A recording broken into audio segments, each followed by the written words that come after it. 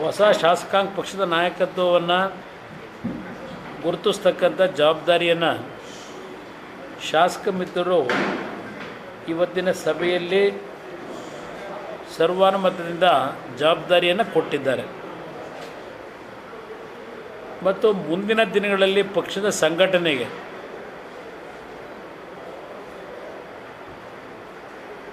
ಏನು ಒಂದು ಪಕ್ಷದ ನೂತನವಾದಂಥ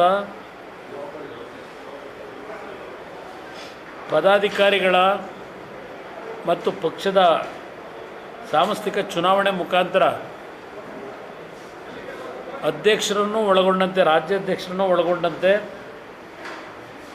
ಪದಾಧಿಕಾರಿಗಳ ಒಂದು ಚುನಾವಣೆಯ ಮುಖಾಂತರ ಆಯ್ಕೆಯನ್ನು ಮಾಡಬೇಕು ಅಂತಕ್ಕಂಥ ದೃಷ್ಟಿಯಿಂದ ಮುಂದಿನ 2-3 ತಿಂಗಳಿನಲ್ಲಿ ಪಕ್ಷದ ಹೊಸದಾಗಿ ಸದಸ್ಯತ್ವದ ನೋಂದಣಿಗೆ ಸಂಬಂಧಪಟ್ಟ ಹಾಗೆ ಇವತ್ತು ಪ್ರಮುಖವಾಗಿ ನಿರ್ಧಾರ ಮಾಡಿದ್ದಾರೆ. ರಾಜ್ಯದ 31 ಜಿಲ್ಲೆಯಲ್ಲಿ ವಿಧಾನ ಪರಿಷತ್ತಿನ ಸದಸ್ಯರುಗಳ ಒಂದು ಉಸ್ತುವಾರಿಯನ್ನು ಕೊಡ್ತಕ್ಕಂಥದ್ದು ಮತ್ತು ಕೆಲವು ಪ್ರಮುಖ ನಾಯಕರು ಕೋರ್ ಕಮಿಟಿಯಲ್ಲಿದ್ದಾರೆ, ಅವ್ರಿಗೂ ಉಸ್ತುವಾರಿಯನ್ನು ನೀಡೋದ್ರ ಮುಖಾಂತರ 31 ಜಿಲ್ಲೆಯಲ್ಲಿ ಪಕ್ಷದ ಸದಸ್ಯತ್ವದ ನೋಂದಣಿಯನ್ನು ಮಾಡಲಿಕ್ಕೆ ಪ್ರಥಮ ಬಾರಿಗೆ ಅತ್ಯಂತ ಯಶಸ್ವಿಯಾಗಿ ಪರಿಣಾಮಕಾರಿಯಾದಂಥ ರೀತಿಯಲ್ಲಿ ಕೇಡರ್ ಬೇಸ್ಡ್ ಪಕ್ಷವನ್ನು ಪರಿವರ್ತನೆ ಮಾಡಲಿಕ್ಕೆ ದೊಡ್ಡ ಮಟ್ಟದಲ್ಲಿ ಇವತ್ತು ಸದಸ್ಯತ್ವದ ನೋಂದಣಿಗೆ ಚಾಲನೆಯನ್ನು ಕೊಡಬೇಕು ಅನ್ನೋದು ಪ್ರಮುಖವಾಗಿ ತೆಗೆದುಕೊಂಡಿರ್ತಕ್ಕಂಥ ನಿರ್ಧಾರ. ಲೋಕಸಭೆಯ ಚುನಾವಣೆಯ ನಂತರ ಅದರಲ್ಲೂ ವಿಶೇಷವಾಗಿ ನಮ್ಮ ಕಾರ್ಯಕರ್ತರು ಈ ಒಂದು ಮೈತ್ರಿಯ BJP ಮತ್ತು ಜನತಾದಳದ ಮೈತ್ರಿಯ ಒಂದು ಬೆಳವಣಿಗೆ ಏನಿದೆ, ಆ ಮೈತ್ರಿಯ ಬೆಳವಣಿಗೆಯ ಸಂದರ್ಭದಲ್ಲಿ ಕಾಂಗ್ರೆಸ್ನ ಪ್ರಮುಖ ನಾಯಕರು ಅತ್ಯಂತ ಲಘುವಾದ ಮಾತುಗಳನ್ನು ಹೇಳಿದರು ಜನತಾದಳದ ಬಗ್ಗೆ. ಆದರೆ ನಮ್ಮ ಪಕ್ಷದ ಕಾರ್ಯಕರ್ತರ ಒಂದು ಪ್ರಾಮಾಣಿಕವಾದಂಥ ಶ್ರಮ ಏನಿದೆ, ನಮ್ಮ ಶಕ್ತಿ ದೊಡ್ಡ ಮಟ್ಟದಲ್ಲಿರಲಿ ಸಣ್ಣ ಮಟ್ಟದಲ್ಲಿರಲಿ ಕೆಲವು ಜಿಲ್ಲೆಗಳಲ್ಲಿ ಅತ್ಯಂತ ನಿಷ್ಠೆಯಿಂದ ಪ್ರಾಮಾಣಿಕವಾಗಿ ಎರಡೂ ಪಕ್ಷಗಳ ಅಭ್ಯರ್ಥಿಗಳ ಆಯ್ಕೆಗೆ ಶ್ರಮ ಏನು ಪಟ್ಟಿದ್ದಾರೆ. ಇವತ್ತಿನ ಕೋರ್ ಕಮಿಟಿ ಸಭೆಯಲ್ಲಿ ಅವರೆಲ್ಲರಿಗೂ ಅಭಿನಂದನೆ ಸಲ್ಲಿಸ್ತಕ್ಕಂಥದ್ದು ಅಷ್ಟೇ ಅಲ್ಲ, ನಾಡಿನ ಜನತೆ ಈ ಒಂದು ಹೊಸ ಮೈತ್ರಿಯ ಒಪ್ಪಂದವನ್ನು ಸಂಪೂರ್ಣವಾಗಿ ಸಹಮತವನ್ನು ಏನು ವ್ಯಕ್ತಪಡಿಸಿದ್ದಾರೆ, ಅದೆಲ್ಲದರ ವಿಷಯಗಳು ಇವತ್ತು ಚರ್ಚೆಯಲ್ಲಿ ಬಂದಿದೆ. ಇವತ್ತು ಕಾರ್ಯಕರ್ತರಲ್ಲಿ ಇರ್ತಕ್ಕಂಥ ಹುಮ್ಮಸ್ಸೇನಿದೆ, ಉತ್ಸಾಹ ಏನಿದೆ, ಇವತ್ತು ಪ್ರತಿಯೊಂದು ಕಾರ್ಯಕರ್ತರ ಶ್ರಮಕ್ಕೆ ಪ್ರತಿಫಲ ದೊರಕಬೇಕು ಅಂತಕ್ಕಂಥದ್ದು ನಾಯಕರ ಎಲ್ಲರ ಅಪೇಕ್ಷೆ ಏನಿದೆ. ತಳಮಟ್ಟದಿಂದ ಪಕ್ಷವನ್ನು ಸಂಘಟನೆ ಮಾಡಬೇಕು ಅಂತಕ್ಕಂಥದ್ದು ಎಲ್ಲರ ಅಭಿಪ್ರಾಯ ಇವತ್ತು ಸಭೆಯಲ್ಲಿ ಹೊರಹೊಮ್ಮಿರ್ತಕ್ಕಂಥದ್ದು. ನಾನು ಕೇಂದ್ರದಲ್ಲಿ ನರೇಂದ್ರ ಮೋದಿ ಅವರ ಒಂದು ಜವಾಬ್ದಾರಿಯನ್ನು ನನಗೆ ಕೊಡ್ತಕ್ಕಂಥ ಒಂದು ಗೌರವಾನ್ವಿತ ಪ್ರಧಾನಮಂತ್ರಿಗಳೇನು ಮಾಡಿದ್ದಾರೆ, ಅದು 2 ಜವಾಬ್ದಾರಿಯುತ ಇಲಾಖೆಯನ್ನು ನಾನು ನಡೆಸಬೇಕಾದಂಥ ಹಿನ್ನೆಲೆ ನನ್ನ ಒಂದು ಅನುಪಸ್ಥಿತಿ ಏನಿದೆ ಪಕ್ಷದ ಸಂಘಟನೆಗೆ, ಆ ಅನುಪಸ್ಥಿತಿಯನ್ನು ತುಂಬತಕ್ಕಂಥ ನಿಟ್ಟಿನಲ್ಲಿ ನಮ್ಮ ಪಕ್ಷದ ಎಲ್ಲ ಮುಖಂಡರುಗಳು ನಾವು ಜವಾಬ್ದಾರಿಯನ್ನು ಸಾಮೂಹಿಕವಾಗಿ ತೆಗೆದುಕೊಳ್ಳೋದ್ರ ಮುಖಾಂತರ ಸಂಘಟನೆಗೆ ಹೆಚ್ಚಿನ ಒಂದು ಚಾಲನೆಯನ್ನು ಕೊಡೋದಷ್ಟೇ ಅಲ್ಲ, ಅತ್ಯಂತ ಪರಿಣಾಮಕಾರಿಯಾಗಿ ತಳಮಟ್ಟದಿಂದ ಪಕ್ಷವನ್ನು ಕಟ್ಟತಕ್ಕಂಥ ನಿರ್ಧಾರಗಳನ್ನು ಮಾಡಿದ್ದಾರೆ. ಹಲವಾರು ಪಕ್ಷದ ಮುಖಂಡರುಗಳ ಒಂದು ಸಲಹೆ ಈ ಸಂಘಟನೆಗೆ ಪಕ್ಷದ ಯುವಜನತಾದಳದ ಅಧ್ಯಕ್ಷರಾಗಿ ಏನು ಕೆಲಸ ನಿರ್ವಹಣೆ ಮಾಡ್ತಾ ಇದ್ದಾರೆ ನಿಖಿಲ್ ಕುಮಾರಸ್ವಾಮಿ ಅವರು ಸ್ವಲ್ಪ ಹೆಚ್ಚಿನ ಒಂದು ಚಟುವಟಿಕೆಯಲ್ಲಿ ಭಾಗವಹಿಸಬೇಕು. ಇಡೀ ರಾಜ್ಯದಲ್ಲಿ ಪಕ್ಷದ ಸಂಘಟನೆಗೆ ನಮ್ಮಗಳ ಜೊತೆಯಲ್ಲಿ ನಮ್ಮ ಒಂದು ಸಲಹೆಗಳನ್ನು ಕಾರ್ಯರೂಪಕ್ಕೆ ತರಲಿಕ್ಕೆ ಅವರ ಎಲ್ಲರ ಜೊತೆಯಲ್ಲಿ ಒಂದು ವಿಶ್ವಾಸದಲ್ಲಿ ಸಂಘಟನೆಯಲ್ಲಿ ಅವರು ಪಾಲ್ಗೊಳ್ಳಬೇಕು ಅಂತಕ್ಕಂಥದ್ದು ಇವತ್ತು ಸಲಹೆ ಕೊಟ್ಟಿದ್ದಾರೆ ನಮ್ಮ ಎಲ್ಲ ನಾಯಕರುಗಳು. ಈಗಾಗಲೇ ಅವರು ಕೆಲವು ಭಾಗದಲ್ಲಿ ಪ್ರವಾಸ ಏನು ಮಾಡ್ತಾ ಇದ್ದಾರೆ, ಪಕ್ಷದ ಮುಖಂಡರುಗಳ ಜೊತೆಗೂಡಿ ಅವ್ರಿಗೂ ಸಹ ಹೇಳಿದ್ದೇನೆ, ಪಕ್ಷದ ನಾಯಕರುಗಳ ಒಂದು ಸಲಹೆಗಳನ್ನು ವಿಶ್ವಾಸವನ್ನು ಪಡೀತಕ್ಕಂಥದ್ರಲ್ಲಿ ಅವರ ಜೊತೆಗೂಡಿ ಕೆಲಸವನ್ನು ನಿರ್ವಹಣೆ ಮಾಡ್ತಕ್ಕಂಥ ಒಂದು ಪ್ರಮುಖವಾದ ನಿರ್ಧಾರವನ್ನು ಇವತ್ತಿನ ಸಭೆಯಲ್ಲಿ ಮಾಡಿದ್ದಾರೆ.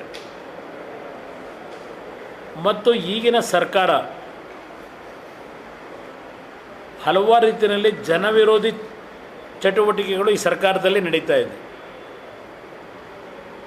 ಇತ್ತೀಚೆಗೆ ಹಾಲಿನ ದರವನ್ನು ಏರಿಕೆ ಮಾಡಿರ್ತಕ್ಕಂಥದ್ದು ಇರಬಹುದು, ಅದಕ್ಕೆ ಒಂದು ಸಬೂಬುಗಳನ್ನು ಕೊಟ್ಕೊಂಡಿದ್ದಾರೆ. 50 ಮಿಲಿಮೀಟ್ರು 25 ಮಿಲಿಮೀಟ್ರು ಅದೇನೋ ಹೇಳ್ಕೊಂಡಿದ್ದಾರೆ. ಅದು ಎಷ್ಟರ ಮಟ್ಟಿಗೆ 50 ಮಿಲಿಮೀಟ್ರನ್ನ ಹೆಚ್ಚುವರಿ ಆಗಿ ಪ್ಯಾಕೆಟ್ ಮಾಡ್ಕೊಂಡು ಏನು ಕೊಡ್ತಾ ಇದ್ದಾರೋ ಇನ್ನೂ ಅದರ ಬಗ್ಗೆ ಸರ್ಕಾರದಿಂದ ಸ್ಪಷ್ಟತೆಗಳು ಇಲ್ಲ. ಒಂದು ಕಡೆ ಬೆಲೆ ಏರಿಕೆ ಮಾಡಿದ್ದಾರೆ, ಹಾಲಿನ ಬೆಲೆಯನ್ನು. ಜನ ಏನು ಅವರಿಗೆ 50 ಮಿಲಿಮೀಟ್ರ್ ಜಾಸ್ತಿ ಮಾಡಿ 2 ರೂಪಾಯಿ ಜಾಸ್ತಿ ತಗೊಳ್ಳಿ ಅಂತ ಹೇಳಿದ್ರ, ಅರ್ಜಿ ಹಾಕಿದ್ರ? ಯಾರು ಕೇಳಿದ್ರು ಇವ್ರನ್ನ? ಅಂದರೆ ಸುಮ್ಮನೆ ಒಂದು ಕಾರಣ ಬೆಲೆ ಏರಿಕೆ ಮಾಡಲಿಕ್ಕೆ. ಈಗಾಗಲೇ ಪೆಟ್ರೋಲು ಡೀಸೆಲ್ ಬೆಲೆ ಏರಿಕೆ ಆಗಿದೆ. ಕಳೆದ 2-3 ದಿವಸಗಳ ಹಿಂದೆ ಮತ್ತೊಂದು ವರದಿ ಬಂದಿದೆ. ಹಿಂದೆ ಸನ್ಮಾನ್ಯ ದೇವೇಗೌಡರು ಪ್ರಧಾನಮಂತ್ರಿಗಳಿದ್ದಾಗ ರೈತರ ಹನಿ ನೀರಾವರಿ ಪದ್ಧತಿಯನ್ನು ಪ್ರೋತ್ಸಾಹ ಕೊಡಲಿಕ್ಕೆ ರೈತರಿಗೆ 90% ಸಬ್ಸಿಡಿಯನ್ನು ಕೊಡ್ತಂಥ ಒಂದು ಯೋಜನೆ ಏನಿತ್ತು, ಆಮೇಲೆ ಬಂದಂಥ ಸರ್ಕಾರಗಳು ಕೇಂದ್ರ ಸರ್ಕಾರದ ಪಾಲು ರಾಜ್ಯ ಸರ್ಕಾರದ ಪಾಲು ಕಡಿಮೆ ಮಾಡ್ತಕ್ಕಂಥ ಒಂದು ನಿರ್ಧಾರಗಳಾಗಿದೆ. ಈಗಿನ ಒಂದು ಹನಿ ನೀರಾವರಿ ಪದ್ಧತಿಗೆ ಕೇಂದ್ರ ಸರ್ಕಾರದ 27%, ರಾಜ್ಯ ಸರ್ಕಾರದ 48% ಸಬ್ಸಿಡಿ ಕೊಡ್ತಕ್ಕಂಥ ಒಂದು ಕಾರ್ಯಕ್ರಮ ಇದ್ದಂಥದ್ದು. ಅಂದರೆ 75% ರೈತರ ಒಂದು ಹನಿ ನೀರಾವರಿ ಪದ್ಧತಿಗೆ ಸಬ್ಸಿಡಿ ಕಾರ್ಯಕ್ರಮ ಇದ್ದಂಥದ್ದನ್ನು ರಾಜ್ಯ ಸರ್ಕಾರ ಇವತ್ತು 48% ಇದ್ದಂಥ ರಾಜ್ಯ ಸರ್ಕಾರದ ಹೊರೆಯನ್ನು 18%ಗೆ ಇಳಿಸ್ತಕ್ಕಂಥ ಕೆಲಸ ಮಾಡಿದ್ದಾರೆ. ರೈತರಿಗೆ ಎಷ್ಟರ ಮಟ್ಟಿಗೆ ಈ ಸರ್ಕಾರ ಪ್ರೋತ್ಸಾಹವನ್ನು ಕೊಡ್ತಾ ಇದ್ದಾರೆ ಅಂತಕ್ಕಂಥದ್ದು ಇಲ್ಲೇ ನೀವು ಕಾಣ್ಬೋದು. ಅಂದರೆ ರೈತನಿಗೆ ಇವತ್ತು ಕನಿಷ್ಠ 50% ಏರಿಕೆ ಮಾಡಿದ್ದಾರೆ. ಒಂದು ಕಡೆ ವಿದ್ಯುತ್ ಶಕ್ತಿ ಇಲಾಖೆಯಲ್ಲಿ ಹೊಸದಾಗಿ TCಗಳನ್ನು ರೈತರು ಪಡೀಲಿಕ್ಕೆ ಅರ್ಜಿ ಹಾಕಿದ್ರೆ ಸುಮಾರು 2.5 ಲಕ್ಷ ರೂಪಾಯಿಗಳನ್ನು ರೈತ ಕಟ್ಟಬೇಕು. ಇವತ್ತಿನ ಪರಿಸ್ಥಿತಿಯಲ್ಲಿ ರೈತನಿಗೆ 2.5 ಲಕ್ಷ ಕಟ್ಟತಕ್ಕಂಥ ಆರ್ಥಿಕ ಶಕ್ತಿಯನ್ನು ಏನಾದರೂ ಕೊಟ್ಟಿದ್ದಾರಾ? ನಿರಂತರವಾಗಿ ಇವತ್ತು ನಾಡಿನ ಜನತೆಯ ಮೇಲೆ ಗ್ಯಾರಂಟಿ ಯೋಜನೆಗಳ ಹೆಸರಿನಲ್ಲಿ ಪ್ರತಿನಿತ್ಯ ಒಂದಲ್ಲ ಒಂದು ರೀತಿಯ ತೆರಿಗೆ ಭಾರವನ್ನು ಏನು ಹೊರಿಸ್ತಾ ಇದ್ದಾರೆ. ನಿನ್ನೆ ನಮ್ಮ ಮುಖ್ಯಮಂತ್ರಿಗಳ ಒಂದು ಹೇಳಿಕೆಯನ್ನು ಗಮನಿಸಿದೆ. ಮುಖ್ಯಮಂತ್ರಿಗಳು ಮತ್ತು ನಮ್ಮ ಸಮಾಜ ಕಲ್ಯಾಣ ಇಲಾಖಾ ಮಂತ್ರಿಗಳು SCP STPಯ ಒಂದು ಕ್ರಿಯಾ ಯೋಜನೆಯನ್ನು ಸಿದ್ಧ ಮಾಡಿದ್ದಾರೆ, ಕ್ರಿಯಾ ಯೋಜನೆಯನ್ನು ಘೋಷಣೆ ಮಾಡಿದ್ದಾರೆ. ಮುಖ್ಯಮಂತ್ರಿಗಳು ಹೇಳಿದ್ದಾರೆ 39,000 ಕೋಟಿ ಕ್ರಿಯಾ ಯೋಜನೆಯನ್ನು ತಯಾರು ಮಾಡಲಿಕ್ಕೆ ಒಪ್ಪಿಗೆ ಕೊಟ್ಟಿದ್ದೇವೆ. ಇವತ್ತು ಯಾವ್ಯಾವ ಇಲಾಖೆಯಿಂದ ಎಷ್ಟೆಷ್ಟು ಹಣವನ್ನು ಈ ಕ್ರಿಯಾ ಯೋಜನೆಗಳಿಗೆ ಹಂಚಿಕೆ ಮಾಡಬೇಕು ಅಂತಕ್ಕಂಥದ್ದು ನಿರ್ಧಾರ ಮಾಡಿದ್ದೇವೆ. ಇದೆಲ್ಲವನ್ನು ಹೇಳ್ಕೊಂಡಿದ್ದಾರೆ. ಮತ್ತೊಂದು ಮಾತು ಹೇಳಿದ್ದಾರೆ ಬಿ ಜೆ ಪಿ ನಾಯಕರಿಗೆ, ಇವತ್ತು ನಾವು ತೆಗೆದುಕೊಂಡಿರ್ತಕ್ಕಂಥ ಈ ಒಂದು SCP STPಯ ಕಾರ್ಯಕ್ರಮಕ್ಕೆ ಬೇರೆ ಯಾವ ರಾಜ್ಯದಲ್ಲಿ ಬಿ ಜೆ ಪಿಯವರು ಸರ್ಕಾರ ನಡೆಸ್ತಂಥದ್ರ ಕಡೆ ಈ ಒಂದು ದೊಡ್ಡ ಭಾರಿ ಪ್ರಮಾಣದಲ್ಲಿ SCP STP ಗ್ರ್ಯಾಂಟ್ ಕೊಟ್ಟಿದ್ದಾರೆ ಅಂತ ಹೇಳಿ ಬಹುಶಃ ಮುಖ್ಯಮಂತ್ರಿಗಳಿಗೆ ಹೇಳ್ತೀನಿ. ಕಳೆದ 2-3 ದಿನಗಳ ಹಿಂದೆ ಮಧ್ಯಪ್ರದೇಶದಲ್ಲಿ ಅಲ್ಲಿಯ ಸರ್ಕಾರ 3,65,000 ಕೋಟಿ ರೂಪಾಯಿಗಳ ಯೋಜನಾ ಗಾತ್ರವನ್ನೇನು ಅನೌನ್ಸ್ ಮಾಡಿದ್ದಾರೆ, ಬಜೆಟನ್ನು, ಈ 24-25 ಸಾಲಿನ ಬಜೆಟನ್ನೇನು ಮಂಡನೆ ಮಾಡಿದ್ದಾರೆ, 3,65,000 ಕೋಟಿನಲ್ಲಿ 40,000 ಕೋಟಿ ರೂಪಾಯಿಗಳನ್ನು SCP STP ಅನುದಾನವನ್ನು ಹಂಚಿಕೆ ಮಾಡಿದ್ದಾರೆ. ನೀವು ಒಬ್ಬರೇ ಅಲ್ಲ ಪಾಪ SCP STPಯ ವಾರಸುದಾರರು. ನಿಮ್ಮ ಮಾಹಿತಿ ನಿಮ್ಮ ಗಮನಕ್ಕೆ ಬರದೇ ಇದ್ದರೆ ತರಿಸ್ಕೊಂಡು ನೋಡಿ. ಮಧ್ಯಪ್ರದೇಶದಲ್ಲಿ ಮೊನ್ನೆ ಸರ್ಕಾರದಲ್ಲಿ ಎಷ್ಟು ಕೊಟ್ಟಿದ್ದಾರೆ. ಅದಷ್ಟೇ ಅಲ್ಲ, ಸರ್ಪ್ಲಸ್ ಬಜೆಟಲ್ಲಿ 3,65,000 ಕೋಟಿಯ ಈ ಸಾಲಿನ ಬಜೆಟ್ನಲ್ಲಿ ಸರ್ಪ್ಲಸ್ ಇದೆ. ಇಲ್ಲಿ ನಮ್ಮಲ್ಲಿ ಡೆಫಿಸಿಟ್ ಎಷ್ಟು ತೊಗೊಂಡಿದ್ದೀರಿ? ಡೆಫಿಸಿಟ್ ಬಜೆಟ್ ನಿಮ್ಮದು ಇದೆಲ್ಲ ಇರಲಿ, ಇದೆಲ್ಲ ಚರ್ಚೆ ಮಾಡಲಿಕ್ಕೆ ಹೋಗಲ್ಲ. ಏನು ನೆನ್ನೆ ಬೆನ್ನು ತೊಟ್ಕೊಂಡಿದ್ದೀರಲ್ಲ, ಈ ಒಂದು ದೊಡ್ಡ ಪ್ರಮಾಣದಲ್ಲಿ ಯಾವ ರಾಜ್ಯದಲ್ಲಿ ಮಾಡಿದ್ದಾರೆ? 2 ದಿವಸದಿಂದ ಮಧ್ಯಪ್ರದೇಶದಲ್ಲಿ ನಿಮಗಿಂತಲೂ ಹೆಚ್ಚಿನ ರೀತಿಯಲ್ಲಿ ಅನುಷ್ಠಾನಕ್ಕೆ ತಂದಿದ್ದಾರೆ. ಮುಖ್ಯಮಂತ್ರಿಗಳ ಗಮನಕ್ಕೆ ತರಲಿಕ್ಕೆ ಬಯಸ್ತಾ ಇದ್ದೇನೆ. ಇನ್ನು ಇತ್ತೀಚೆಗೆ ಪಾಪ ನಿಮ್ಮೆಲ್ಲರ ಗಮನವನ್ನು ಮೈಸೂರಿನ ಸಾಂಸ್ಕೃತಿಕ ನಗರದ ಕಡೆಗೆ ಸೆಳೆದಿದ್ದಾರೆ. ನಿಮ್ಮ ಗಮನವನ್ನೆಲ್ಲ ಮೈಸೂರಿನ ಸಾಂಸ್ಕೃತಿಕ ನಗರ ಅಂತಕ್ಕಂಥದ್ದೇನಿದೆ, ಆ ಒಂದು ನಗರದಲ್ಲೂ ಸಹ ಮೂಡ ಹೆಸರಿನ ಒಂದು ದೊಡ್ಡ ಹಗರಣದ ಬಗ್ಗೆ ಮಾಧ್ಯಮದ ಸ್ನೇಹಿತರು ಇವತ್ತೇನು ವಿಷಯಗಳನ್ನು ಜನತೆ ಮುಂದೆ ಇಡ್ತಾ ಇದ್ದೀರಿ. ನಮ್ಮ ನಗರಾಭಿವೃದ್ಧಿ ಇಲಾಖೆ ಸಚಿವರು ನಿನ್ನೆ ಚಾಮರಾಜನಗರದಲ್ಲಿ ಒಂದು ಮಾತು ಹೇಳಿದ್ದಾರೆ. ಹಗರಣವೇ ಆಗಿಲ್ಲ ಮೂಡಾದಲ್ಲಿ.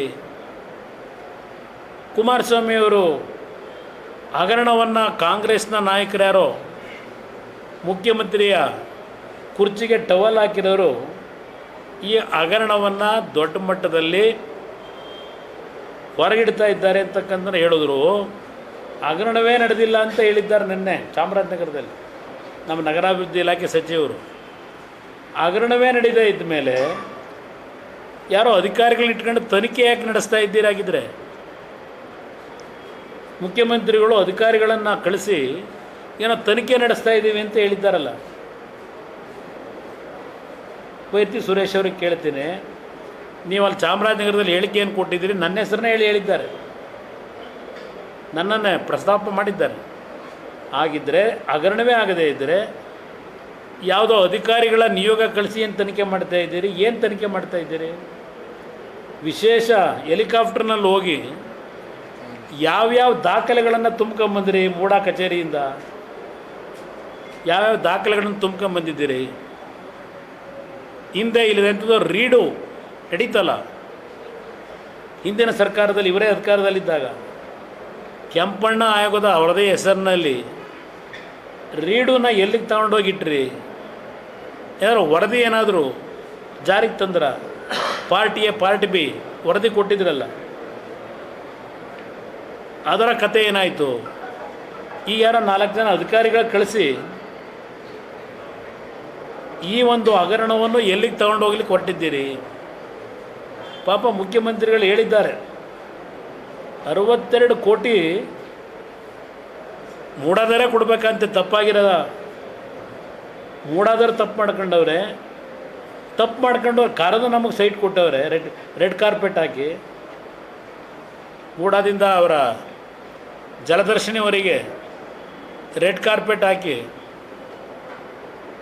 ಅವ್ರನ್ನ ಕರೆಸ್ಕೊಂಡು ಮೂಡ ಅಧಿಕಾರಿಗಳು ಪಾಪ 14 ಸೈಟ್ ಕೊಟ್ಟಿದ್ದಾರೆ. 14 ಸೈಟ್ನ ಏನೂ ಹಗರಣವೇ ತಪ್ಪೇ ಮಾಡಿಲ್ವಂತೆ. ಇವ್ರ ಸ್ವಂತ ಜಮೀನಂತೆ. ನಮ್ಮ ಜಮೀನಿಗೆ ನಾವು ತಗೊಂಡಿರೋದು ತಪ್ಪ. ನಮ್ಮ ಜಮೀನು ನಮ್ಮ ಗಮನಕ್ಕೆ ಬರದೆ ಇವತ್ತು ಬೂಡಾದವರು ಅಕ್ವೈರ್ ಮಾಡ್ಕೊಂಬಿಟ್ಟಿದ್ರು. ಇದೆಲ್ಲ ಹೇಳ್ಕೊಂಡಿದ್ದಾರೆ. ನಾನು ಇತ್ತೀಚೆಗೆ ಭ್ರಷ್ಟಾಚಾರದ ಬಗ್ಗೆ ಚರ್ಚೆ ಮಾಡೋದು ದೊಡ್ಡ ಮಟ್ಟದಲ್ಲಿ ಮಾಡಿಲ್ಲ. ಈ ಹಗರಣ ನನಗೆ ಕಳೆದ ವರ್ಷವೇ ನನ್ನ ಮುಂದೆ ಬಂದಿದ್ದಂಥದ್ದು ವಿಷಯಗಳಿದೆ ನನ್ನ ಹತ್ರ. ಯಾತಕ್ಕೆ ಅಧಿಕಾರಿ ಪಾಪ ಮಾಡಿದ್ದು ನಿಮ್ಮ ಪ್ರಿರಗೇಟಿವ್, ಅದು ಡಿ ಸಿನ ಟ್ರಾನ್ಸ್ಫರ್ ಮಾಡಿರೋದು. ನಾನು ಅಧಿಕಾರಿಯನ್ನು ವರ್ಗಾವಣೆ ಮಾಡಿರೋದಕ್ಕೆ ಟೀಕೆ ಮಾಡಲಿಕ್ಕೂ ಹೋಗಲ್ಲ. ಇದೇ ಅಧಿಕಾರಿ ಎಷ್ಟು ಬಾರಿ ಮೂಡಾದಲ್ಲಿ ನಡೆದಿರತಕ್ಕಂಥ ಹಗರಣದ ಬಗ್ಗೆ ಹಲವಾರು ಕೋಟಿಗಳ ದುರ್ಬಳಕೆ ಆಗಿರ್ತಕ್ಕಂಥ ವಿಷಯದಲ್ಲಿ ಎಷ್ಟು ಬಾರಿ ಕಡತಗಳು ನಗರಾಭಿವೃದ್ಧಿ ಇಲಾಖೆಗೆ ಕಳಿಸಿದ್ದಾರೆ. ಈ ಅಧಿಕಾರಿ ಅವರು ಕಳಿಸಿದಂಥ ಮಾಹಿತಿಗಳನ್ನು ಎಲ್ಲಿ ತಗೊಂಡೋಗಿ ಇಟ್ಟಿದ್ರಿ? ಯಾತಕ್ಕೆ ಈ ಹಗರಣ ಬಂದಿದೆ? ಹಗರಣ ಈಗ ಯಾತಕ್ಕೆ ಇಷ್ಟು ದೊಡ್ಡ ಮಟ್ಟದ ಪ್ರಚಾರ ಪ್ರಾರಂಭ ಆಗಿದೆ?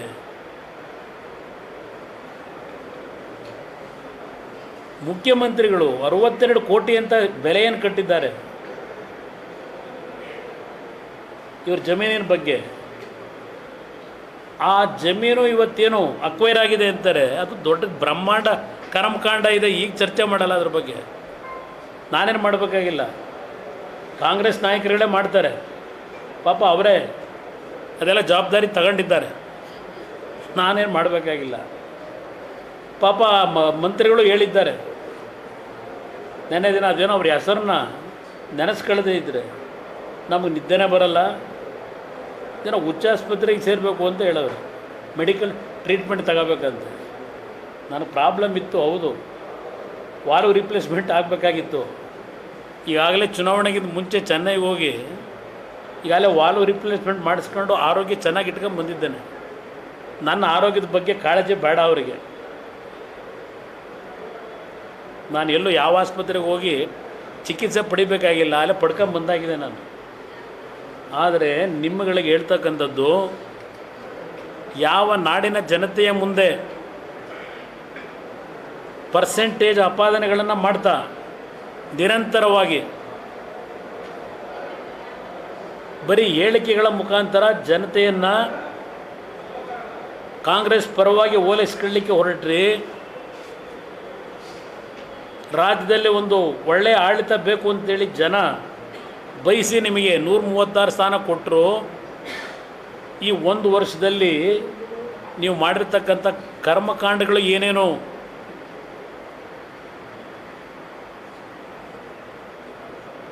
ಇವತ್ತು ನಿಮ್ಮ ಕರ್ನಾಟಕ ನಗರ ಗ್ರಾಮೀಣ ನಗರ ನೀರಾವರಿ ಇದ್ಯಾವುದು ನಿಮ್ಮ ಕುಡಿಯೋ ಇದೆಯಲ್ಲ, ಹಾಂ, ನಮ್ಮ ವಿವೇಕ್ ಕುಲಕರ್ಣಿ ಅವರವರ ನೀರಾವರಿ ಸರಬರಾಜು ನಿಗಮ, ಅರ್ಬನ್ ವಾಟರ್ ಸಪ್ಲೈ, ನೀರಾವರಿ, ಹಾಂ, ಜಲಶಕ್ತಿ ಅಲ್ಲ, ನೀರಾವರಿ ಸರಬರಾಜು ನಿಗಮ, ನೀರು ಸರಬರಾಜು ನಿಗಮ 24/7. ಇಲ್ಲಿ ವಿವೇಕ್ ಕುಲಕರ್ಣಿ ಏನು ಹೇಳಿಕೆ ಕೊಟ್ಟರು? ವಿನಯ್ ಕುಲಕರ್ಣಿ ಏನು ಹೇಳಿಕೆ ಕೊಟ್ಟರು? ನಾವು ಆಪಾದನೆ ಮಾಡ್ತಾ ಇಲ್ಲ. ಇದೇ ನಗರಾಭಿವೃದ್ಧಿ ಇಲಾಖೆಯಲ್ಲಿ ಬ್ಲ್ಯಾಕ್ ಲಿಸ್ಟ್ನಲ್ಲಿ ಇರ್ತಕ್ಕಂಥ ಇವರಿಗೆ ಬೇಕಾದಂಥ ಆಯ್ದ ಕಾಂಟ್ರಾಕ್ಟರ್ಗಳು ಬೇಕಾದಂಥ ರೀತಿ ಸ್ವೇಚ್ಛಾಚಾರವಾಗಿ ಅವಾರ್ಡ್ ಮಾಡಿ ಲೂಟಿ ಆಗ್ತಾ ಇದೆ ಅಂತಕ್ಕಂಥದ್ದನ್ನು BJP ಸ್ನೇಹಿತರು ಹೇಳಿಲ್ಲ, ನಾವು ಹೇಳಿಲ್ಲ. ನಿಮ್ಮ ಪಕ್ಷದ ಶಾಸಕರು ಆ ಅಧ್ಯಕ್ಷ ಸ್ಥಾನಕ್ಕೂ ರಾಜೀನಾಮೆ ಬಿಸಾಕ್ತೀನಿ, ದಾಖಲೆಗಳ ಸಮೇತ ಇಡ್ಲಿಕ್ಕೆ ತಯಾರಾಗಿದ್ದೇನೆ ಅಂತ ಹೇಳಿ ಚರ್ಚೆ ಮಾಡಿರೋದನ್ನು ಮಾಧ್ಯಮಗಳು ನೀವು ಬರೆದಿದ್ದೀರಿ. ಮುಖ್ಯಮಂತ್ರಿಗಳಿಂದ ಏನಾದರೂ ಇದಕ್ಕೆ ಕ್ಲಾರಿಫಿಕೇಷನ್ ಬಂದಿದೆಯಾ? ಇನ್ನು 187 ಕೋಟಿ ಪಾಪ ಏನು ಹಿಂದುಳಿದವರು, ದಲಿತರ ವಾರಸುದಾರರು ಇವರು. ಇದೇನೋ ಈಗ ಅಲ್ಲೆಲ್ಲ ಹುಬ್ಳಿಲಿ ಬೇರೆ ಇದೇನೋ ಅಹಿಂದ ಸಮಾವೇಶ ಮತ್ತಿನ್ನೊಂದು ನಡೀತದಂತೀಗ, ಡೇಟ್ ಫಿಕ್ಸ್ ಆಗಿದೆ ಅಹಿಂದ ಸಮಾವೇಶ. ಯಾವ ವಾಲ್ಮೀಕಿ ನಿಗಮದಲ್ಲಿ ಪರಿಶಿಷ್ಟ ಜಾತಿಯ ಜನತೆಗೆ ಆರ್ಥಿಕ ನೆರವು ಕೊಡ್ತಕ್ಕಂಥ ಯೋಜನೆಗಳನ್ನು ಅನುಷ್ಠಾನಕ್ಕೆ ತರ್ತೀವಿ ಅಂತ ಹೇಳಿ 187 ಕೋಟಿ ಹಣ ಇವತ್ತು ಹಗರಣ ಏನಿದೆ, 92 ಕೋಟಿ ಹಣವನ್ನು ಆರ್ಥಿಕ ಇಲಾಖೆಯ ಸಹಮತಿಯನ್ನು ಕೊಟ್ಟು ಯಾವುದೋ ಬ್ಯಾಂಕ್ನಲ್ಲಿ ಇಡಿ ಅಂತಕ್ಕಂಥ ಆದೇಶ ಮಾಡಿದ್ದೀರಿ ಅಂತೇಳಿ ಮಾಧ್ಯಮದ ಸ್ನೇಹಿತರು ಜನತೆ ಮುಂದೆ ಇಟ್ಟಿದ್ದೀರಿ. ಈಗ ಅದೆಲ್ಲೋ ವೈನ್ ಶಾಪಲ್ಲಂತೆ, ಸೈಕಲ್ ಶಾಪಲ್ಲಂತೆ ಸಿಕ್ಕಿದ ಕಡೆ ದುಡ್ಡು ವಸೂಲಿ ಮಾಡ್ತಾ ಇದ್ದೀರಲ್ಲ SIT ಬಿಟ್ಟು. ಹಾಂ, ಎಂಥ ಆಡಳಿತ ಕೊಡ್ತಾ ಇದ್ದೀರಿ. ನನ್ನ ಸರ್ಕಾರ ಅತ್ಯಂತ ಪಾರದರ್ಶಕ ಸರ್ಕಾರ, ನನ್ನ ಸರ್ಕಾರ ಭ್ರಷ್ಟರಹಿತ ಸರ್ಕಾರ ಹೇಳ್ತಿರಲ್ಲ ಮುಖ್ಯಮಂತ್ರಿಗಳು. ಇದು ಯಾವುದಕ್ಕೂ ಏನು ಉತ್ತರ ಕೊಡ್ತೀರಿ? ಯಾವ SIT ತನಿಖೆ ಮಾಡಿ ಏನು ಮಾಡ್ತೀರಿ? ಈಗ ಜನಗಳ ದುಡ್ಡು, ಆ ಬಡವರಿಗೆ ಕೊಡಬೇಕಾದ ದುಡ್ಡು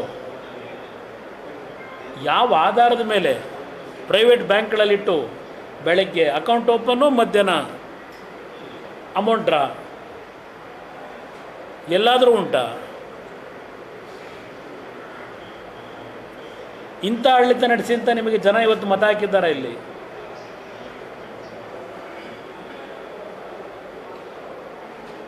ಏನೋ ಮೂಡೋದು 3 ಪಕ್ಷಗಳು ಸೇರ್ಕೊಂಡವೆ ಅಂತಾರೆ. ಅದನ್ನು GT ದೇವೇಗೌಡರು ಕೇಳಿ ಅಂತ ಬೇರೆ ನೆನ್ನೆ ರೆಫರ್ ಬೇರೆ ಮಾಡವ್ರೆ ಮುಖ್ಯಮಂತ್ರಿಗಳು. GT ದೇವೇಗೌಡರು ಕೇಳಬೇಕಾ ಇದಕ್ಕೆ ನಾನು?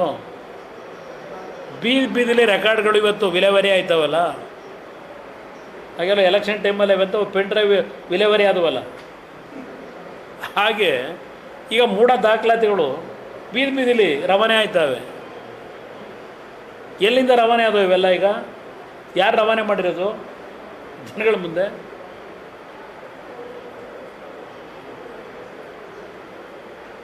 ಅದರಿಂದ ಇವತ್ತು ಈ ಸರ್ಕಾರ, ಮುಖ್ಯಮಂತ್ರಿಗಳು ಈ ಪ್ರಕರಣವನ್ನು ಎಷ್ಟು ಲಘುವಾಗಿ ತೆಗೆದುಕೊಂಡಿದ್ದೀರಿ. 62 ಕೋಟಿ ದುಡ್ಡು ಕೇಳ್ತೀರಲ್ಲ ನೀವು ಆ 3 ಎಕರೆಗೆ.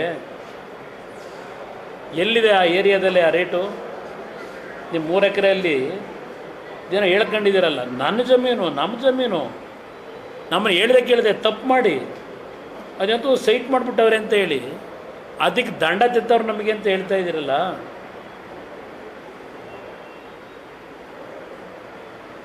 ಆ ಜಮೀನು ವಾರಸುದಾರ ಯಾರು? ಆ ಜಮೀನು ಇವತ್ತು ಯಾರ ಹೆಸರಲ್ಲಿದೆ? ಆ ಜಮೀನು ಆಯ್ತಪ್ಪ, ಇವರದೇನೋ ನಿಮ್ಮ ಮೂಡಾದವರು ವಶಪಡಿಸ್ಕೊಂಡ್ಬಿಟ್ರಲ್ಲ, ಅವೆಂತ ಪಾರ್ಕ್ ಮಾಡೋಕ್ಕೋ ಸೈಟ್ ಮಾಡೋಕ್ಕೋ. ಅದಾದಮೇಲೆ ಏನೇನು ಬೆಳವಣಿಗೆ ಆಗಿದೆ?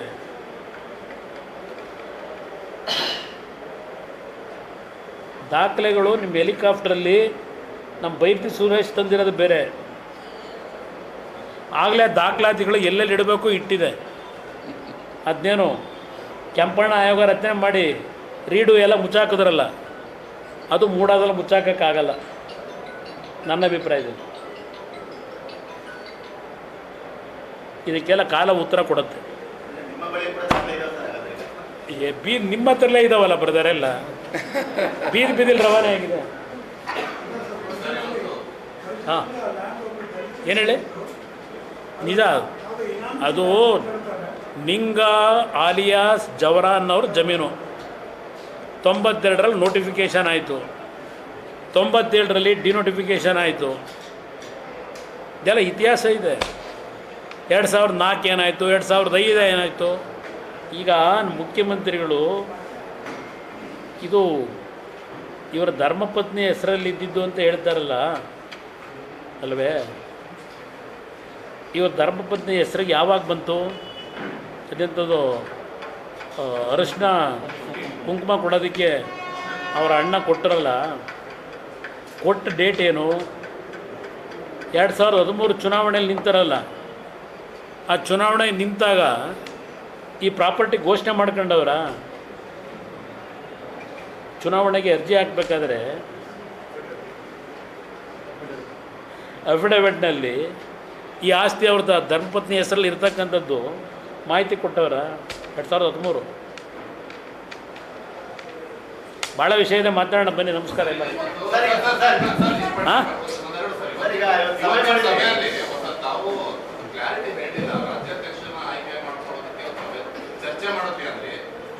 ನೋಡೋಣ. ಇಲ್ಲಿ ರಾಜ್ಯಾಧ್ಯಕ್ಷ ಸ್ಥಾನದ ಚುನಾವಣೆ ನಡೀಬೇಕು. ಚುನಾವಣೆ ನಡೆಯೋದಕ್ಕಿಂತ ಮುಂಚೆ ಮೆಂಬರ್ಶಿಪ್ ಡ್ರೈವ್ ಆಗಿ ಹೊಸದಾಗಿ ತಾಲೂಕು ಮಟ್ಟದಿಂದಲೂ ಚುನಾವಣೆಗಳಾಗಬೇಕು. ತಾಲೂಕು ಮಟ್ಟದಿಂದ ಆಯ್ಕೆಯಾಗಿ ಬರ್ತಕ್ಕಂಥವರು ನಮ್ಮ ಬೈಲಾದಲ್ಲಿ ಏನಿದೆ ಅಧ್ಯಕ್ಷನ ಆಯ್ಕೆ ಮಾಡ್ತಕ್ಕಂಥದ್ದು, ಆ ಒಂದು ಚುನಾವಣೆಯು ಸಹ ಇವತ್ತು ನಮ್ಮ ಬೈಲಾದಲ್ಲಿ ಇರ್ತಕ್ಕಂಥ ರೀತಿಯಲ್ಲೇ ನಡೀಬೇಕು ಅಂತಕ್ಕಂಥ ನಿರ್ಧಾರ ಮಾಡಿದ್ದೆ.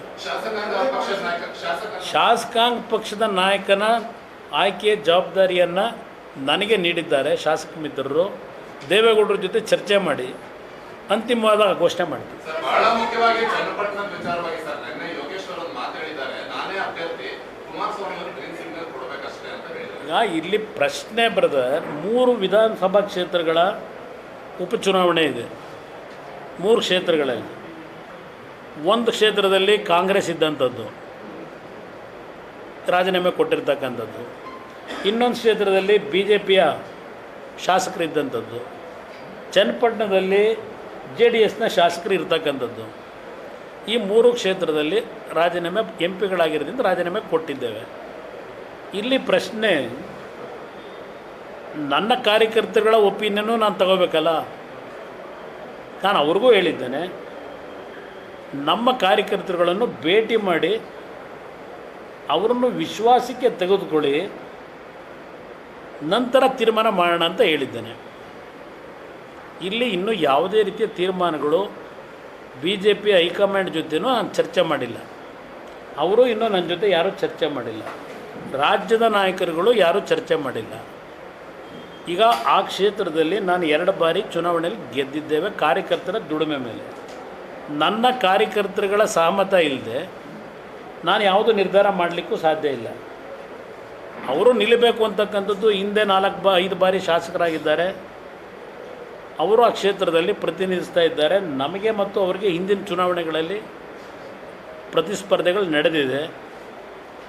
ಮುಂದಿನ ಒಂದು ತೀರ್ಮಾನಗಳು ಏನು ಮಾಡಬೇಕು ಅನ್ನೋದನ್ನು ನಾನು ಸಹ ನಮ್ಮ ಪಕ್ಷದ ಮುಖಂಡರುಗಳು, ನನ್ನ ಕಾರ್ಯಕರ್ತರು, ಚನ್ನಪಟ್ಟಣದ ಕ್ಷೇತ್ರದ ನನ್ನ ಮತದಾರರೇನಿದ್ದಾರೆ ಅವ್ರ ಜೊತೆ ಚರ್ಚೆ ಮಾಡಿ ಅಂತಿಮವಾದ ನಿರ್ಣಯ ಮಾಡ್ತೀವಿ. ಭಾಳ ಹೆಸರುಗಳು ಬರ್ತಾ ಇರ್ತದೆ. ಈಗ ನಿಖಿಲ್ ಕುಮಾರಸ್ವಾಮಿ ಅಂತ ಇತ್ತು. ಈಗ ನಿಖಿಲ್ ಕುಮಾರಸ್ವಾಮಿ ಬೈಪಾಸ್ ಆಗಿದ್ದಾರೆ. ಅನ್ಸೂಯ ಅವ್ರ ಹೆಸರನ್ನ ತಂದಿದ್ದೀರಿ. ಅನ್ಸೂಯ ಅವರ ಹೆಸರು ಚುನಾವಣೆ ಮುಗಿದು ಹತ್ರ ಬರ್ತಿದ್ದಂಗೆ, ಸಮೀಪ ಬರ್ತಿದ್ದಂಗೆ ಮತ್ತಿನ್ಯಾವ ಹೆಸರು ಬರುತ್ತೋ ಕಾದು ನೋಡಿ. ಹಾಂ,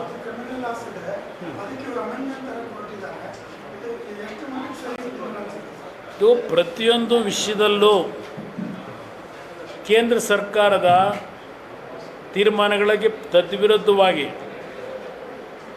ರಾಜ್ಯ ಸರ್ಕಾರಗಳು ತೀರ್ಮಾನ ಮಾಡ್ತಕ್ಕಂಥ ಕೆಲಸಗಳು ಮಾಡಿದಾಗ ಒಂದು ಪರಸ್ಪರ ವಿಶ್ವಾಸಗಳೆಲ್ಲಿ ಮೂಡುತ್ತೆ. ಇರ್ತಕ್ಕಂಥ ನಮ್ಮ ಫಂಡಮೆಂಟಲ್ ವ್ಯವಸ್ಥೆಯಲ್ಲಿ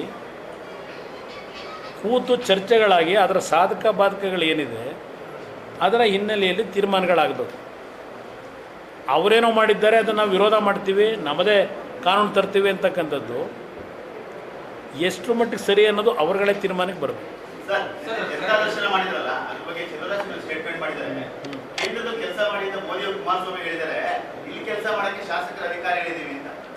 ಅವ್ರು ಕೆಲಸ ಮಾಡ್ತಾ ಇಲ್ಲ ಅಂತಲೇ ನಾನು ಹೋಗಿದ್ದಲ್ಲಿ. ಕಳೆದ 1 ವರ್ಷದಿಂದ ಕೆಲಸ ಮಾಡಿದರೆ ನನಗೆ ನೆನ್ನೆ 3,000 ಅರ್ಜಿ ಹಾಕ್ಕೊಡೋರು. ಪಾಪ ಅವ್ರ ನಿಷ್ಠೆಯಿಂದ ಜನಗಳಿಗೆ ಕೆಲಸ ಮಾಡಿದರೆ ಶಾಸಕರು, ಮಂತ್ರಿಗಳು ನೆನ್ನೆ 3,000 ಅರ್ಜಿ ತಂದು ಕೊಟ್ಟವರಲ್ಲ ಜನ. ಅವ್ರು ಮಾಡೋ ಕೆಲಸವೇ ಅದು. ಅದೇ ಅವ್ರು ಕೇಳಬೇಕು ಅವರಿಗೆ. ನಾನು ಅವ್ರ ಅಪ್ಪಣೆ ತಗೊಂಡು ಹೋಗ್ಬೇಕಾ ಮಂಡ್ಯಕ್ಕೆ ಹೋಗೋಕ್ಕೆ? ಹೌದು, ನರೇಂದ್ರ ಮೋದಿಯವರು ಕೇಂದ್ರದಲ್ಲಿ ಮಂತ್ರಿಯಾಗಿ ಜವಾಬ್ದಾರಿ ನಿರ್ವಹಣೆ ಮಾಡು ಅಂತೇಳಿ ಗೌರವಾನ್ವಿತ ಪ್ರಧಾನಮಂತ್ರಿಗಳು ನನ್ನ ಜವಾಬ್ದಾರಿ ಕೊಟ್ಟಿದ್ದಾರೆ. ಆ ಕೆಲಸವನ್ನು ನಿರ್ವಹಣೆ ಮಾಡೋದ್ರ ಜೊತೆಗೆ ನನ್ನನ್ನು ಅಲ್ಲಿಗೆ ಕಳಿಸಿದ್ರಲ್ಲ ಮಂಡ್ಯ ಜಿಲ್ಲೆಯ ಮತದಾರ ಬಂಧುಗಳು. ನರೇಂದ್ರ ಮೋದಿಯವರು ಇವತ್ತು ನನಗೆ ಕರೆದು ಗೌರವಾನ್ವಿತ ಪ್ರಧಾನಮಂತ್ರಿಗಳು ಏನೋ ವಿಶ್ವಾಸದಲ್ಲಿ ಆ ಒಂದು ಜವಾಬ್ದಾರಿ ಕೊಡಬೇಕಾದ್ರೆ ಇಲ್ಲಿ ನನ್ನ ಮೂಲ ಕಳಿಸೋರಲ್ಲ ಜನ. ಆ ಜನಗಳ ಕಷ್ಟ ಸುಖ ಕೇಳಕ್ಕೆ ಬರಬಾರ್ದ ನಾನು? ದೆಹಲಿಲಿ ಕೂತ್ಕೊಂಡ್ರಾಗತ್ತಾ? ಇಲ್ಲಿ ಲೂಟಿ ಹೊಡ್ಕೊಂಡು ಕೂತ್ಕೊಳ್ಳಿ, ನಾನು ದೆಹಲಿಲಿ ಆರಾಮಾಗಿರ್ತೀನಿ. ಇವ್ರ ಅಪ್ಪಣೆ ತಗೊಂಡು ಬರಬೇಕಾ ನಾನು ಮಂಡ್ಯಗೆ? ನೋಡೋಣ ಬನ್ನಿ. ಯಾರು ಇಲ್ಲ, ಎಲ್ಲರನ್ನೂ ಈಗ ಫ್ಲೈಟ್ ವ್ಯವಸ್ಥೆ ಇದೆಯಲ್ಲ,